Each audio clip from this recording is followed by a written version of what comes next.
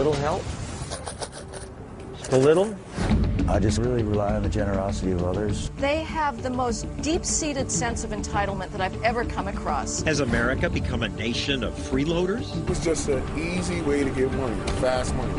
But this freeloading is just small time. In cities, you often see people like this guy.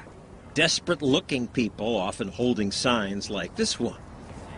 It's natural to want to help people like this man, or this woman begging by a road in Salt Lake City. Her sign says she's stranded, in need of help, trying to get home.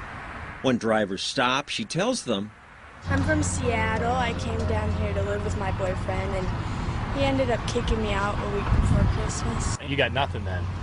No, just my backpack. She tells this reporter from KUTV she's 1,000 miles from home. It's hard to eat. It's hard to have a place to stay. But then the cameraman quietly followed her and found she actually lives just 2 blocks away in this house. In the morning, she'd go shopping with a nice coat and purse, and then in the afternoon, she changed clothes and walked 2 blocks to the highway off-ramp and took out her sign. People gave her money. About $3, $5. Doing the math shows she made more than $50 an hour. I just felt sorry for her. A girl out there like that. I gave her a couple dollars. She lives in a house. What do you think about that? That is crazy. I live in a trailer. Dude, people pull over. I don't say anything to anybody. I hold this sign. I don't make anybody give me money.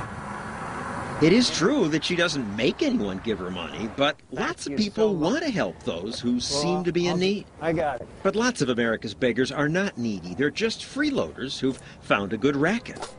When I first reported on freeloading, I wondered, would these people holding "will work for food" signs really work for food? I just can't work for anybody. Would he flip burgers at Burger King? I wouldn't do it. It's a monotonous job. Maybe construction. I can't do it. My back. He says he would do janitorial work. That I would do. But will he do it 5 days a week? That I can't do. Why not? Well, why should I? Why does a human have to work every day if he don't want to? I have lawn work. Do you? Do you have some right now? I offered jobs to 12 people who said they'd work for food. All 12 said they'd come, but only this man did. He did the work, and we paid him $20, but he might have made more money begging. There have been estimates that earning $100 a day panhandling is easy. Steve Malanga and Heather McDonald write for City Journal, a magazine about urban policy. They say beggars today are hustlers. But there must be a lot of them who are genuinely homeless or mentally ill, desperate people. Well, every big city has food kitchens galore. The reason that people are on the streets asking for change is overwhelmingly drugs and alcohol. I wasn't homeless. You know, it was just an easy way to get money. John Buster used to make a living panhandling. And the best day? Maybe about $150. Did he have trouble finding a job? I didn't look for no job. Right. You know what I'm saying? That was my job. Panhandling as a job is common in some places. Here in San Francisco, packs of young, healthy kids beg for spare change. Spanging, they call it. Gotta survive, you know. Gotta eat, gotta drink. An art student from Stanford interviewed some of the kids. Wake up in the morning and start drinking. Go to bed. Do it again. That's pretty much it. They have the most deep-seated sense of entitlement that I've ever come across. We want to be able to sit where we want to. This is our home, man.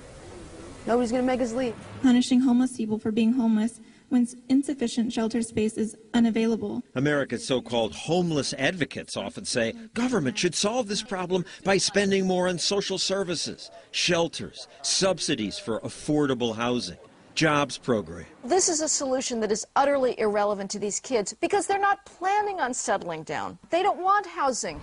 Really rely on the generosity of others, and there's some very generous people. There sure are. Thank you so much, sir. This beggar collected $8 in less than an hour. Past minimum wage. You help me, ma'am? That's me, with a beard. But thank you. Since people wouldn't give John Stossel money, I hired this makeup artist to transform me into a beggar. She glued a beard to my face. Then I put on some old clothing. You ready to freeload? It's the new John Stossel. I hit the streets and started begging. I didn't want to get in anyone's face, so I didn't beg aggressively. Most of the time, I just sat on the sidewalk. At first, I tried the basic homeless and cold, anything will help sign. Little help? It worked. A little bit? This woman gave me food. Oh, thank you very much. A little food. I even got offered a cigarette. No, thank you. This man gave me some change and a job offer. Listen, if you're looking for a little work, I need somebody to hand out flyers. You know, if you're around, I'll see you tomorrow and Here? give you some work. Yeah. Thank you. After half an hour, I switched to this sign. Can I get a beer? I'd seen beggars trying this more honest, or you might say funny approach. I didn't think anyone would give this guy money, but I was wrong. Thank you. You know, I'm a beer drinker myself. Yeah, thank you. I made just as much money with my beer sign as I did with my cold and homeless sign. Some people wanted to take my picture. That's funny as hell. Can I have a picture with you? Sure. My girlfriends will think that's too cute. I'll buy you a beer. There you go. You get it? Jenny got a crack up. We caught up with the people who gave me money, gave them their money back, and asked them, why did you give? It's kind of cold outside. I'm pretty cold myself, so I'm thinking about his situation. I don't know, that guy looked pretty needy, I suppose. I just begged for an hour, but I did well. If I did this for an 8-hour day, I would have made $90. 23,000 for a year. Tax-free. That easy money is why cities are filled with panhandlers. Individuals respond to incentives. If that incentive includes giving them money for no work, there'll be more of them doing that. And the people who give, they're doing a very bad thing. They are merely perpetuating somebody's misery. As long as they can stay on the streets getting money for drugs and alcohol, they're going to. And they're enabling a very self-destructive lifestyle.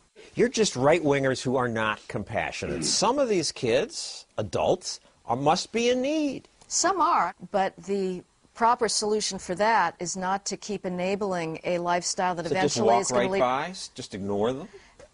Yes. That's the advice city agencies give. Give real change to the homeless. Call us. We'll send an outreach team to help. Give to charities. Don't give to people. It doesn't get through. A few cities, this is Athens, Georgia, try to get through to people by installing fake parking meters. They call them homeless meters. On the parking meters, it says, you know, don't give to the panhandler. If you feel a need for compassion, put it in here. We'll make sure it goes to people who really need the money, and the money is used in the right way. Resources do exist to help the truly needy. Food kitchens are plentiful. One charity I like is the Dough Fund. They help John Buster put panhandling behind him. Instead of giving handouts, they retrain people to take responsibility for their lives. They don't allow you to get food stamps or anything or nothing like that. That's not allowed in the Dough Fund. They want you to be independent. They gave John room and board and paid him to clean streets. Now he supervises others. You don't have to wait around for somebody to give you something. You go out there and you make your own money. You know, you get your self-esteem back. Because happiness comes from productive work, not freeloading. But at least beggars don't force anyone to give them money. Other freeloaders do. Corporations and politicians do that. And some lawyers do that. Isn't freeloading fun? I bet I could make even more money if I got a law degree. Then I could start suing businesses. Or you taxpayers. That's made this man millions. That's next.